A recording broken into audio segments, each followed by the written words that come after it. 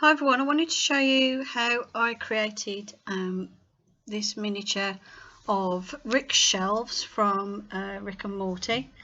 When you look in the when you watch Rick and Morty and you look in the background of the garage that Rick's in, there's this one side that's by the kitchen door and it's got these shelves on, and I really like these shelves because they've got lots of like weird and wonderful things on them.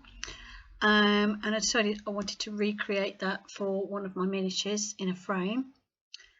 So first of all, I cut out these strips of card. They're about 5mm thick. I didn't worry too much about the length because I'm going to cut them to length when I stick them onto the background. The piece of cardboard I've got is just under A4 size, and I cut it to the size so it would fit inside a frame that I've got. So start off with your piece of card that's cut to fit into a frame, and then what you need to do is start working on the background first. And obviously the background is the walls of the garage, and there's like these sort of wooden strips or beams or something that seem to hold up the garage, like the wooden frame of the garage. So that's the bit that I'm doing first of all.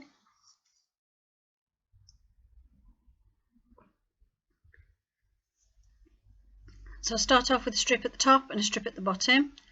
And I've sped this video up because this took me ages to do this model, you know, in total. And this would have been, for the whole thing, I think if I'd left it to like all the clips full, you know, normal speed, you'd probably be watching this video for an hour or two. It took me ages to make this because I wanted to make it as close in detail to the real thing as I could. Well, to the show. So as you can see, I've put those like beams on, and then I've stuck it onto a base. The base is not very big because, like I said, this is going inside a frame, but the idea is this is just so where you look in the frame you can see the background and the floor. And then it's just a case of painting the background with a sort of bluey grey colour. That's the colour scheme for the garage. Maybe even a little hint of green in there. This is very light at the minute. I did go over it again with a slightly darker shade of the bluey grey with a little bit of green mixed in. And then I built a basic set of shelves out of cardboard. I wanted to challenge myself to make everything entirely out of cardboard. And this is just 4 shelves of card, and the card is approximately probably about 3 centimeters wide and about 6 centimeters long. And then they're stuck together with these strips of card for the sort of frame, the legs as it were. And then here I'm painting on the little holes that are in the shelf sections, because it's one of those metal shelves where you can move the shelves up and down depending on your use. So it's got loads of little holes for where you can fasten the shelves through. And for the little rivets, it's just hot glue that I applied. What you do is you let it drip onto the piece, and then you swirl the hot glue gun around, and it puts a little bead of glue on the surface. And then painted all of that silver.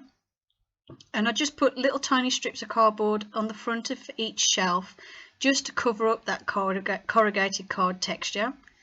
And here I'm making some of the equipment that's on the shelf. I think these are some sort of vacuum or generator or something like that. And then I carried on making all the different pieces, like the box of time travel stuff, the funny head thing, the mace, the crown, basically trying to copy as many details as I can from the program onto my model. And then once I created everything out of cardboard, I then painted everything to match the colours as best as I could in the program. And I've even got down in the bottom you can see a bucket with a little spray bottle in and some sort of ruler or something. And then on the right hand side on the floor there's a sledgehammer. I've also included the little light switch, which was made with just a little piece of card that I've bent and stuck in place. And then for the switch I just used hot glue. And then there's a cable coming from the electrical switch up to the ceiling, and I just made that cable with hot glue. And also on the right hand side in the background there's like these little slats, like some sort of air vent. That's just strips of card cut together and then a frame put over the top. He has what looks like a jar of eyeballs or something on the top shelf, so I've got a little jar and I just put little blobs of hot glue in there to represent that.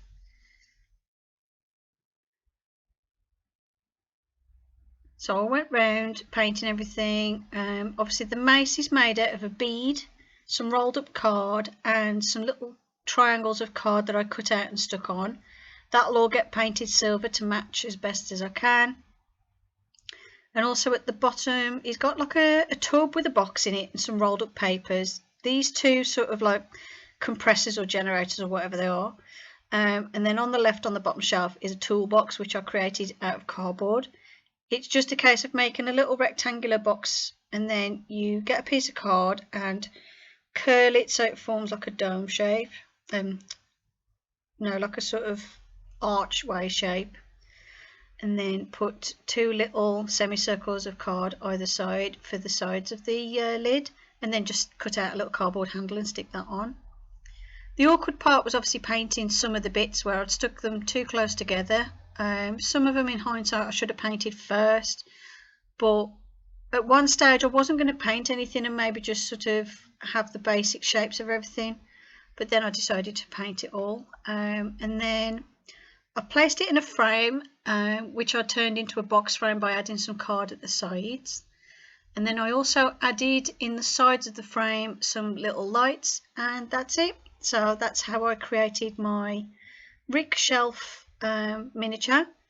Hope you enjoyed the video. Thanks for watching and I'll see you in the next one. Bye for now.